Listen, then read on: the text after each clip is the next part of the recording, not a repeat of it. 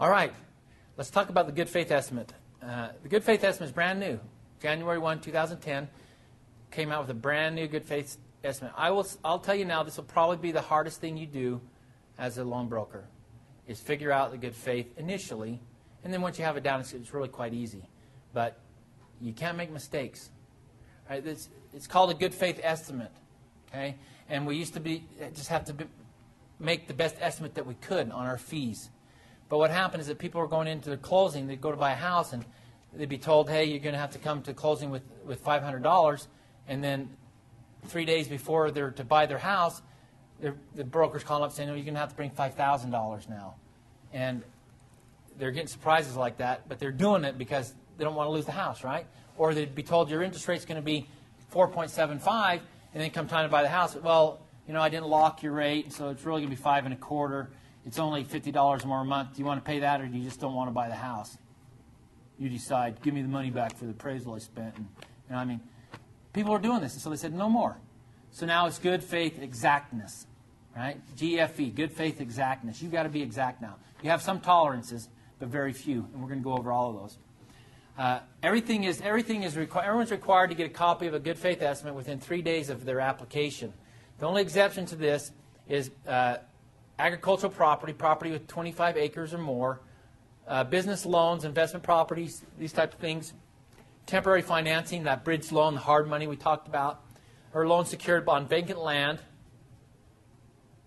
a loan that's been assumed, assumptions without a lender, meaning I own it outright and I'm the one doing the selling, and then transfers of loans on a secondary market or transactions done by bankers that don't fall, there's not any yield spread, doesn't fall underneath the RESPA. It comes under a different agency. Okay? So the first thing you need to know is when we have an application. It used to be that an application was when you filled out what was called a 1003, a Uniform Residential Loan Application. And when you filled out that 1003 and had them sign it, then you had an application. That's not true anymore. Okay? An application now includes these 6 items. If you have the person's name, their Social Security number, their property address, their estimated monthly income, their estimated house value, the amount of their loan, then you have an application. You can also require that they give you some additional information if it's pertinent to the decision making, but you can't require that they give you required documentation. So for example, if Sarah tells me that she makes $5,000 a month, and then she says, and I get $1,000 in child support, I could ask her, well, how old are your children? Because I want to know if it's going to be able to continue or not, but I can't say, you're going to have to bring in proof of that child support before I'll count it. You're not allowed to do that, okay? You got to take her at her face value. You got to assume that she's honest and she's correct. And if she's lying to you, you're going to get to change things later. But if she's telling you the truth, then you know it.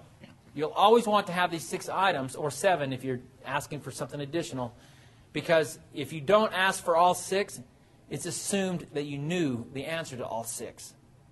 Okay? So if I don't ask you what your income is, then later on I want to make a change because you don't make as much as I thought, I can't do that. I'm not allowed to do that because I gave you a good faith. So I would not issue a good faith if I did not have these 6 things. If you work where I work, you're not allowed to issue a good faith unless you have these 6 items. But once you do have these 6 items, you have to issue a good faith within 3 business days. What is the definition of a business day? Monday through Saturday. Monday through Saturday. Except Sundays and federal and state holidays. Yep. Okay. Very good. That's a business day, right? What's a calendar day? That could be Monday through Saturday except Sunday. It could be the same thing, but it may. If you're closed on Saturdays, you might have to count a Saturday, right? If you're closed normally, but for test purposes, you need to know what a business day is, and that's every day but Sunday, federal and state holidays. You have to issue it within 3 days of getting this information. You're bound by the charges that you put on there. Okay? So if you tell them that their appraisal is going to cost $100 and it ends up costing $400, guess who pays the other $300? You do. Right? In the old days, you just get it at the closing, right? That'd be one of those surprises, right? Oh, that appraisal was $400, not $100. Or I left this off completely. Sorry, I need you to bring in an extra $1,000. That doesn't happen anymore. Now you're going to have to make up the difference. So you want to make sure these are very, very accurate. So let's go through one. You have a copy of it in the very front of your book. All right, if you look in the very front of your book, just kind of go to the very start, and you should see a good faith estimate. All right, so at the very, very front, if you go back about that much, can you see that? How much I've gone back? Right there. And if you're taking this online, you should have a link just to download the good faith estimate. It should be on your link. You can just download it. For those in the here with me, it's right there. Do you see it? Does everyone have it? You're right there. You're all over it, Steve. You're real close. Keep going. Keep going forward. That's a settlement statement. Keep going forward. There you go. Now you're on. Yep. You're on. There you go. Perfect. Okay. It'll have A, B, A plus B at the bottom.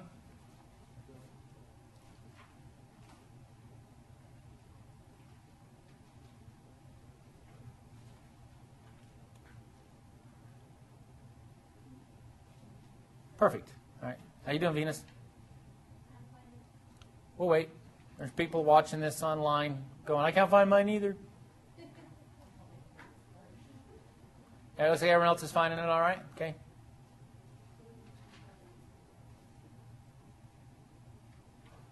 Okay. All right. So at the very top there, that's where you fill in the name, the business address, the phone number, and the email address of the loan originator that's completing the good faith estimate. Okay. So this is going to say ABC Mortgage. I like to put / in my name. Right? That just feels good to the customer. You don't have to put your name. You can just put ABC Mortgage if that's who's lending the money. This should be the business name, not the originator's name, but both can be provided, right? So it couldn't be just my name, but my name can be on there, all right? You're going to fill in the names and the addresses or the location of the property securing the loan and the date that the good faith was completed. If you don't have a property address, are you filling this out? No, you're not. Okay? If you don't have an address, you don't give them a good faith. That's one of the 6 things, okay? All right. All right. So the next section down there, you see it's called important dates. The first box says the interest rate for this good faith estimate is available through. What you're going to put here is a date, and you're going to put a time. You're always going to want to put a time. I've date stamped mine and put a time of 3 p.m. I do this within about 30 minutes of when I'm meeting with my customer, because rates are very dynamic and they change all day long, and they can change very rapidly. So I'm going to give my customer exactly 30 minutes to decide if they want to do this deal and to close it.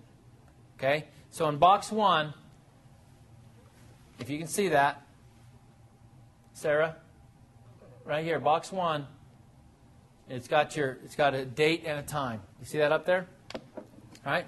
So if they decide not to close it, then I can make some changes, okay? And I'll talk about which one's allowed to do that. The second area says that it has to be for 10 business days, how long I'm guaranteeing my fees for. So I'm going to tell them that your appraisal is going to cost this, closing's this, processing's this, underwriting's this, lender's policy's this, owner's policy's this, home surveys cost this, escrow's going to be this. All those things I'm going to guarantee for 10 business days, all right? So they're going to have 10 business days to shop me. If they take 11 business days, then do I have to guarantee them anymore? No.